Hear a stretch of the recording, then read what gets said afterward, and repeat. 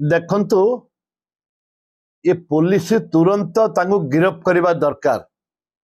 और महामय राज्यपाल जो सुपुत्र एवं तांको सहयोगी माने जेपरी भावरे जने गवर्नर हाउस रो कर्मचारी को सरकारी कर्मचारी को हाथ उठे बाड़ेले एवं तांको जीवन रे धमकेले जीवन रे मारिदेवा तांको 307 दफारे तांको केस करके गिरफ करबा दरकार।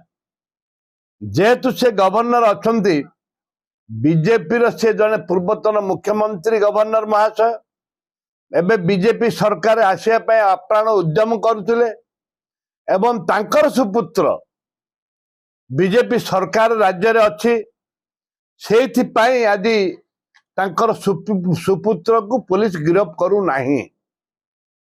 पुलिस सोमठ तांको तरफ एफआईआर टाणी तांको सोमठ पुलिस तांको तरफ एफआईआर टाणी तांको गिरफ करबा दरकार एवं तांको सहयोगी माने भी गिरफ होबा दरकार।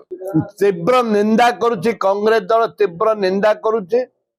छात्र कांग्रेस एइथिपाई आंदोलन को जीव छात्र कांग्रेस युव कांग्रेस महिला कांग्रेस एथिपाई आंदोलन को ओरेबे से परिवार को न्याय देवा दरकार। सरकार दरकार पड़ले गवर्नर आसिले तांको विरोध करा जीव।